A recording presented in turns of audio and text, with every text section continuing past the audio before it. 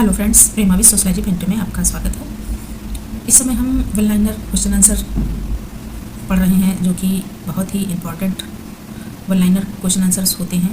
इससे हमारे कन्फ्यूज़न दूर हो जाते हैं।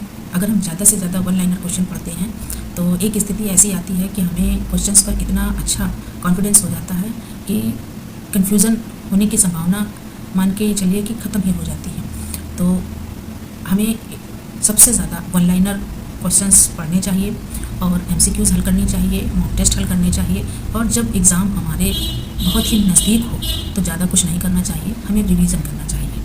क्योंकि अगर हम इधर उधर की किताबें पढ़ते हैं या कुछ अलग करने के प्रयास करते हैं तो हमारा जो पढ़ाई है वो क्या होती है कि मिक्स हो जाती है और फिर कन्फ्यूज़न की स्थितियाँ बन जाती हैं।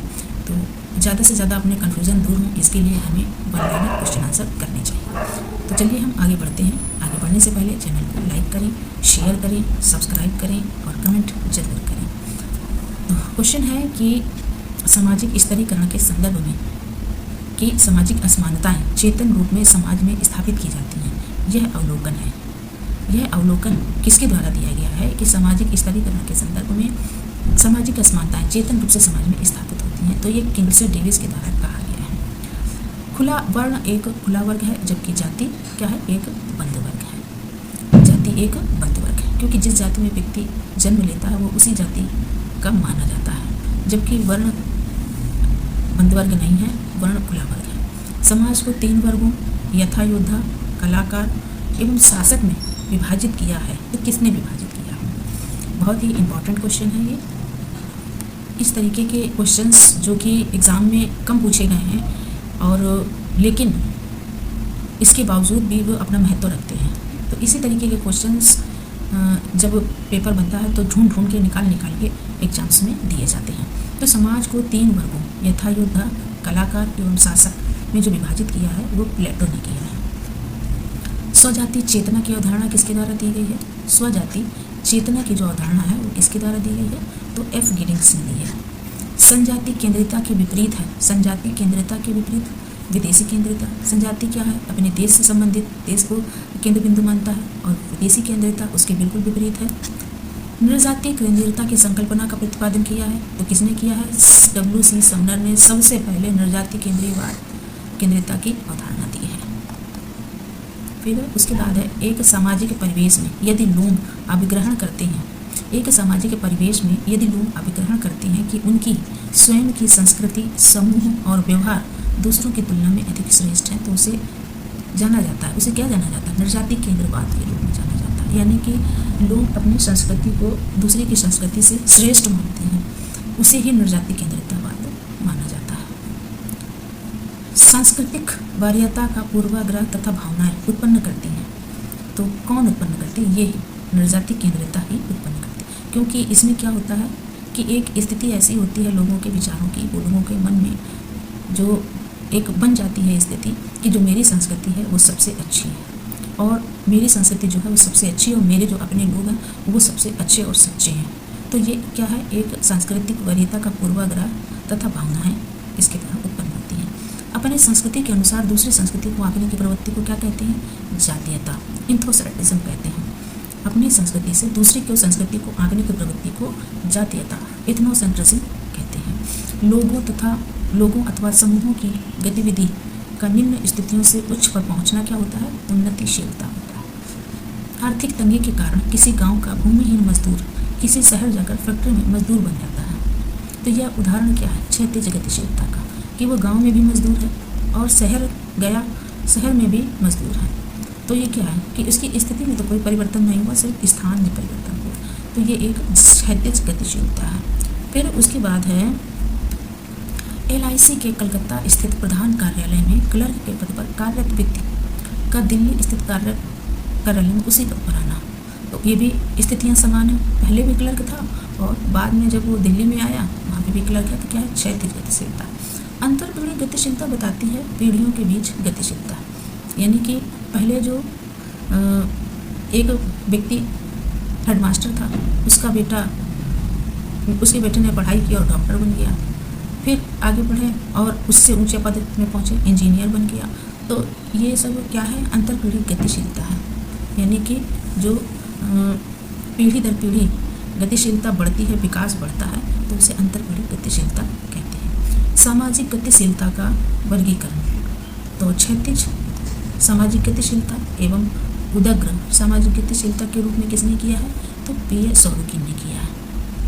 क्षैतिज गतिशीलता जो कि एक ही पद को दूसरे स्थान पर जाकर वही पद मिलता है, और जो उदग्र गतिशीलता होती है वो चपरासी से अधिकारी की यानी कि उन्नति की ओर जो होती है, यानी पद से उस पद से बड़े पद पर जब वो पहुँचता है, उच्च पद पर पहुँचता है, तो वो उदग्र गतिशीलता के रूप में होती है। तो जो क्षैतिज गतिशीलता है और उदग्र गतिशीलता है की अवधारणा है वो पी.ए. सोरोकिन के द्वारा दी गई है। फिर सोरोकिन ने गतिशीलता के दो प्रकारों की व्याख्या की है, क्षैतिज तथा दूसरी लंबवत, जिसको उदग्र कहते हैं। सामाजिक गतिशीलता की प्रक्रिया में संस्कृतिकरण के विश्लेषण हेतु M.M. श्रीनिवास के द्वारा R.K. मार्टन की अवधारणा, R.K. मार्टन से जो अवधारणा ली है वो कौन सी अवधारणा ली है? सामाजिक गतिशीलता की प्रक्रिया में संस्कृतिकरण के विश्लेषण करने के लिए श्रीनिवास ने मार्टन की कौन सी अवधारणा ली है? तो संदर्भ समूह अवधारणा ली है। सामाजिक स्थिति में परिवर्तन को एक व्यक्ति की परिस्थिति में कोई बदलाव नहीं आता है कि मतलब उसी पद पर वो पहले और उसी पद पर बाद में, तो क्षैतिज गतिशीलता। एक लुहार का बेटा व्यावसायिक शिक्षा प्राप्त करके एक इंजीनियर बन गया, यह उदाहरण है तो अंतरपीढ़ी गतिशीलता का। आगे है इंग्लैंड और वेल्स में अंतरपीढ़ी गतिशीलता का प्रथम मुख्य अध्ययन।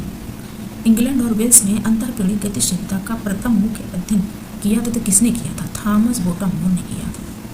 इम्पॉर्टेंट है ये, इसी तरह के क्वेश्चन ढूंढ के एग्जाम में पूछे जाते हैं। यदि सामाजिक गतिशीलता की दर निम्न है तो वर्गीय सुदृढ़ता एवं एकजुटता अधिक होगी, ऐसा किसने कहा है? तो इमाइल दुर्खिम ने कहा है। सामाजिक गतिशीलता का अध्ययन किया है पी.ए. सोरोकिन ने। जाति प्रणाली के अंतर्गत गतिशीलता का विश्लेषण करने के लिए संदर्भ समूह सिद्धांत का अनुप्रयोग किया। ये भी अभी क्वेश्चन जो बताया है, ये क्वेश्चन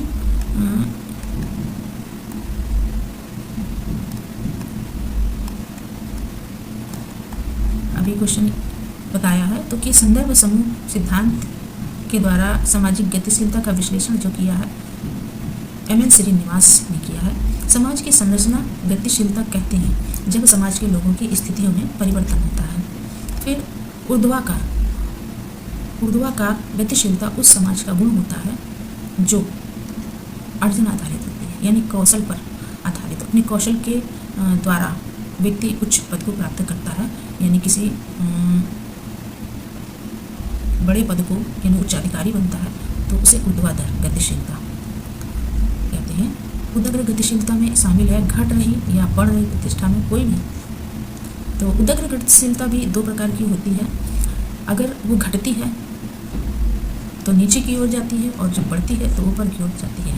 यानी कि जो उदग्र गतिशीलता के दो प्रकार होते हैं, एक ऊर्ध्वाधर और एक अधोगामी। जो अधोगामी होती है वो नीचे की ओर होती है, और जो ऊर्ध्वाधर होती है वो ऊपर की ओर होती है। यानी व्यक्ति एक का डिमोशन और प्रमोशन, डिमोशन जब होता है तो अधोगामी होता है, और जब प्रमोशन होता है तो ऊर्ध्वाधर होता है। तो ये दोनों हैं उदग्र गतिशीलता के साथ में, उदग्र गतिशीलता के प्रकार हैं। तो इसको हम चाहें तो यहाँ पे लिख दें कि पहला है अधोगामी और दूसरा है ऊर्ध्वाधर। तो ये होता है डिमोशन और ये होता है प्रमोशन। आगे है सामाजिक गतिशीलता का उदाहरण नहीं है, तो क्या नहीं है? राजनीतिकरण। राजनीतिकरण में सामाजिक गतिशीलता के तत्व नहीं पाए जाते हैं, क्योंकि ये राजनीतिकरण सिर्फ अपनी राजनीति के दांव पेच पर आधारित होती है। आगे है सामाजिक गतिशीलता को दो तरीकों, सामाजिक आरोहण और सामाजिक अधोगमन में वर्गीकृत किया है। सामाजिक गतिशीलता को दो तरीकों, सामाजिक आरोहण और सामाजिक अधोगमन में वर्गीकृत किया है। तो किसने किया है? पी.ए. सोरोकिन ने किया है। एक्स एक कार्यालय में लिपिक है, उसके पिता एक पुलिस निरीक्षक हैं और उसके दादा न्यायाधीश थे। यह किसका है? तो विषम स्तरीय अधोगामी अधोमुखी गतिशीलता, यानी कि डिमोशन। एक व्यक्ति उच्च पद से यानी कि जो उसका विकास तो हुआ नहीं, विकास जो वो विकास नहीं हुआ, बल्कि उसका उसका डिमोशन एक तरीके से कह लें, अवनति हुई उसकी, उसका उन्नति नहीं हुई, उसकी अवनति हुई कि दादा न्यायाधीश थे, पिता पुलिस निरीक्षक थे और जो बेटा हुआ वो कार्यालय में लिपिक बना। जबकि जब विकास की स्थिति होती है तो दादा को क्या होना चाहिए, लिपिक होना चाहिए, पिता को पुलिस निरीक्षक होना चाहिए और बेटे को न्यायाधीश होना चाहिए। तो ये विकास की प्रक्रिया उन्नति की है और ये अवनति की है, यानी कि ये अधोगामी है और ये ऊर्ध्वाधर है। दक्षिण एशियाई समाजों के ऊर्ध्वमुखी और अधोगामी गतिशीलता के लिए 6 दशाएं बताई। दक्षिण एशियाई समाजों के ऊर्ध्वमुखी और अधोगामी गतिशीलता के लिए 6 दशाएं बताई हैं, तो गुन्नार मेडल ने बताई हैं। आगे है, एक परिवार में पितामह मुची थे। पिता शहर की एक प्राथमिक पाठशाला में पढ़ाते थे तथा अब पुत्र बहुउद्देशीय कारपोरेट कंपनी में इंजीनियर है। ये किस चीज़ का उदाहरण है, तो ये अंतरपीढ़ी गतिशीलता का उदाहरण है। जाति व्यवस्था में सामाजिक गतिशीलता को सही ढंग से दर्शाता है। तो जाति व्यवस्था में जाति समूह का ऊर्ध्वमुखी गतिशीलता संभव है।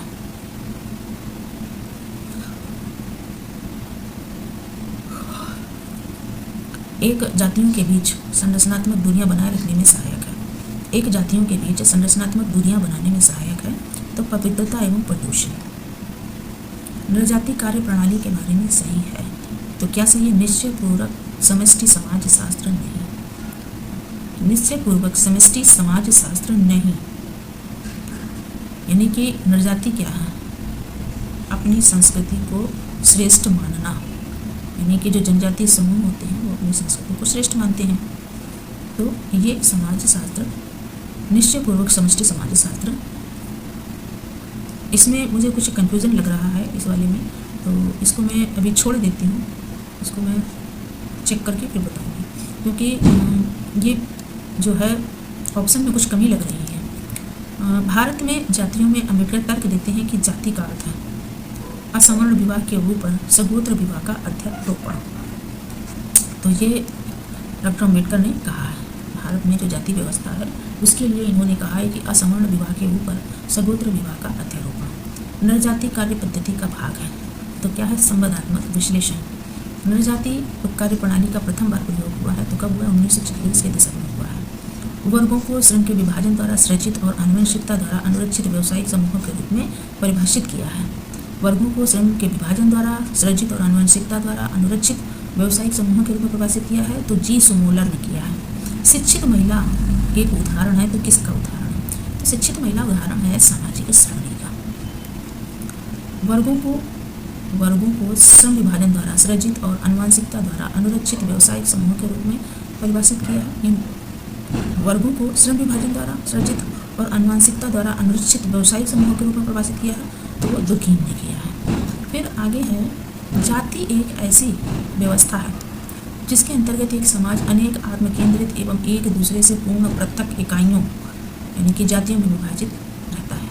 इन इकाइयों के बीच पारस्परिक संबंध ऊंच नीच के आधार पर सांस्कृतिक रूप से निर्धारित होते हैं। तो जो ये परिभाषा है ये दी गई है जे.एच. हटन के द्वारा दी गई है, जे.एच. हटन के द्वारा दी गई है। जाति राजनीति का कैंसर है, ये कथन इसके द्वारा दिया गया है, तो डी.आर. गाडगिल के द्वारा दिया गया है। आगे है कि जाति को परिवारों के एक संग्रह या परिवारों के एक समूह के रूप में परिभाषित किया जा सकता है जिसका एक सामान्य नाम होता है, जो विशिष्ट पेशा को सूचित करता है या उससे संबंधित होता है, जिसका एक पौराणिक पूर्वज मनुष्य या देवी से उत्पत्ति मानी जाती है, जो समान पेशेवर अपनाता है और जिन्हें विचार प्रदान करने वाले सक्षम व्यक्तियों द्वारा एकल सजातीय समूह उत्पन्न करने वाला माना जाता है। तो ये जो परिभाषा है ये सर एच रिजले के द्वारा दी गई है। बहुत ही बड़ी परिभाषा है। अगर हम इसका कीवर्ड बनाने का प्रयास करें तो क्या बनाएंगे, तो इसका जो कीवर्ड बना सकते हैं वो पौराणिक पूर्वज और मनुष्य या देवी देवता की उत्पत्ति मानी जाती है। तो इतना अगर हम इसको याद रखेंगे तो इस परिभाषा को याद कर सकते हैं। स्तरीकरण उच्चतर व निम्नतर सामाजिक इकाइयों में समाज का एक क्षैतिज विभाजन है। स्तरीकरण उच्चतर व निम्नतर सामाजिक इकाइयों में समाज का एक क्षैतिज विभाजन है, ऐसा कहा है रेमंड मूरे ने। स्तरीकरण समाज की एक प्रकारात्मक आवश्यकता है, ऐसा मत है किंगस्ले डेविस एवं डब्ल्यू मीर का। सजातीयवाद संघर्ष का प्रथम मुख्य आधार है, यह कथन किसके द्वारा दिया गया है, तो किंगस्ले डेविस के द्वारा दिया गया है। व्यवसाय और केवल व्यवसाय ही जातीयता की उत्पत्ति के लिए उत्तरदायी है, ऐसा किसने कहा है, तो आर नेसफील्ड ने कहा है। एक वर्ग पूर्णतः आनुवंशिकता पर आधारित होता है तो उसे हम क्या कहते हैं? जाति कहते हैं। ऐसा कौन मानता है? CH कूली मानते हैं। फिर जाति एक बंद वर्ग के रूप में वर्णित किया है तो DN माजूमदार ने किया है। हिंदू धर्म से पृथक करके जाति को सही रूप में नहीं समझा जा सकता, क्योंकि यह हिंदूवाद ही है जो जाति को इसकी अभिमितियाँ प्रदान करता है और पूरी व्यवस्था को उसका नैतिक अर्थ देता है। ऐसा किसने कहा है? तो ऐसा माजूमदार एवं माधन कहते हैं कि हिंदू धर्म से पृथक करके जाति के सही रूप को नहीं समझा जा सकता, क्योंकि यह हिंदूवाद ही है जो जाति को इसकी अभिमितियाँ प्रदान करता है और पूरी व्यवस्था को उसकी नैतिक अर्थ देता है। सामाजिक स्तरीकरण का अर्थ समाज को कुछ ऐसे स्थायी समूहों और श्रेणियों में विभक्त करने वाली व्यवस्था से है जिसके अंतर्गत समूह व श्रेणियाँ उच्चता व अधीनता के संबंधों द्वारा एक दूसरे से जुड़ी होती हैं या जुड़ी रहती हैं। ऐसा किसने माना? तो P. जिसबर्ट ने माना है कि सामाजिक स्तरीकरण का अर्थ समाज को कुछ ऐसे स्थायी समूहों और श्रेणियों में विभक्त करने वाली व्यवस्था से है जिसके अंतर्गत समूह व श्रेणियाँ उच्चता व अधीनता के संबंधों द्वारा एक दूसरे से जुड़ी होती हैं। वह विचारक जिसने कहा है कि भारत में जाति सबसे महत्वपूर्ण राजनीतिक दल है, बहुत ही वेरी इम्पोर्टेंट है ये जो कथन है वेरी इम्पोर्टेंट है कि किस विचारक ने कहा है कि भारत में जाति सबसे महत्वपूर्ण राजनीतिक दल है। तो जयप्रकाश नारायण ने कहा है। ऐसी कोई वस्तु नहीं है जो अछूत को पवित्र कर सके। वे लोग अपवित्र ही जन्म लेते हैं और वे जीवन पर्यंत अपवित्र ही रहकर मर जाते हैं।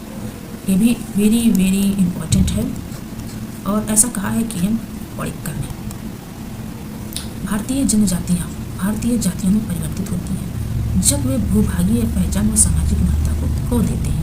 तो ऐसा किसने कहा है? मैक्स वेबर ने कहा है कि भारतीय जातियों में परिवर्तित होती हैं जब वे अपनी भूभागीय और सामाजिक महत्ता को खो देती हैं। सामाजिक गतिशीलता के संदर्भ में सभी समाजों में चयन अभिकरण होते हैं। यह कथन है, किसका कथन है? कि सामाजिक गतिशीलता के संदर्भ में सभी समाज में चयन अभिकरण होते हैं। तो P.S. सोरोकिन का कथन है। सबसे महत्वपूर्ण स्थान सबसे योग्यता प्राप्त व्यक्तियों द्वारा भरे जाते हैं। ऐसा किसने कहा है? डेविस एवं मूरे ने कहा है जब उन्होंने अपने सामाजिक स्तरीकरण का सिद्धांत दिया। सामाजिक गतिशीलता की प्रतिभा को बढ़ावा देती है। सामाजिक गतिशीलता प्रतिभा को बढ़ावा देती है और एक सुरक्षा कवच के रूप में काम करती है। यह तर्क किसने दिया है? तो सोरोकिन ने दिया है। स्तरीकरण किसी समाज की आवश्यकता हेतु सार्वभौमिक रूप से आवश्यक है ताकि महत्वपूर्ण सामाजिक पदों को भरे जाने वाले व्यक्तियों को प्रेरित किया जा सके। ऐसा किसने कहा है? डेविस और मूरे ने कहा है। फिर आगे है कि जाति भारतीय समाज में एक संस्थागत सामाजिक स्तरीकरण का निर्माण करता है। जाति भारतीय समाज में एक संस्थागत सामाजिक स्तरीकरण का निर्माण करता है, परंतु वर्ग से जुड़े सिद्धांत की भी इसमें महत्वपूर्ण भूमिका होती है। ऐसा किसने कहा है? तो योगेंद्र सिंह ने कहा है। सामाजिक स्तरीकरण समाज की प्रकारात्मक आवश्यकता है। यह क्वेश्चन कई बार रिपीट हुआ है किंग से डेविस ने, और इसमें सूची फर्स्ट और सूची सेकंड जो कि मिली हुई है और सीधे है। जाति एक बंद व्यवस्था और जाति एक बंद वर्ग है, ऐसा माना है मजूमदार ने, लेकिन जाति एक बंद व्यवस्था है ये माना है मैक्स वेबर ने। जाति बंद साम्यवी स्तरीकरण है, ऐसा मानते हैं फ्रेडरिक लिपले। जाति समानता का चरम रूप है, ऐसा मानते हैं गुनहार मिल्डर। जाति सोपान क्रम की अभिव्यक्ति है, ऐसा मानते हैं लुई डोमा। जातियों में ऊर्ध्वाधर एकता पाई जाती है। जातियों में ऊर्ध्वाधर एकता पाई जाती है, ऐसा कथन किसने कहा है? तो एम.एन. श्रीनिवास ने कहा है और बहुत ही इम्पोर्टेंट है ये। आगे है पुरुष महिलाओं से ज़्यादा शक्तिशाली हैं। ये क्या है? एक विश्वास है बस, और इसके अलावा कुछ नहीं है। नृजाति कार्यप्रणाली वेत्ताओं के अनुसार प्रकार के तर्क का उपयोग करते हैं। तो नृजाति कार्यप्रणाली वेत्ता किस प्रकार का तर्क इस्तेमाल करते हैं? तो व्यवहारिक तर्क का इस्तेमाल करते हैं, उपयोग करते हैं। व्यवहार की वह भिन्नता जो किसी भी प्रकार की शारीरिक हानि अथवा नुकसान नहीं पहुंचाती है को क्या कहा जाता है? सामाजिक भिन्नता। सामाजिक भिन्नता व्यवहार की वह भिन्नता जो किसी भी प्रकार की शारीरिक हानि अथवा नुकसान नहीं पहुंचाती को कहा जाता है सामाजिक भिन्नता। किंतु ये कथन पूर्णतः गलत साबित हो चुका है, क्योंकि सामाजिक जब भिन्नता है समाज में तो जो उच्च हैं और निम्न भी हैं, तो इसमें सामाजिक भिन्नता है। तो ये कथन जो है पूर्णतः संतुष्टिदायक नहीं है, किंतु चूँकि ये पेपर में आया हुआ प्रश्न है तो इसका जो ऑप्शन सही माना गया है वो यही माना गया है। तो आज की क्लास यदि आप लोगों को सही लगी हो, अच्छी लगी हो, तो चैनल को लाइक करें, शेयर करें और सब्सक्राइब जरूर करें, कमेंट भी करें। Thanks for watching.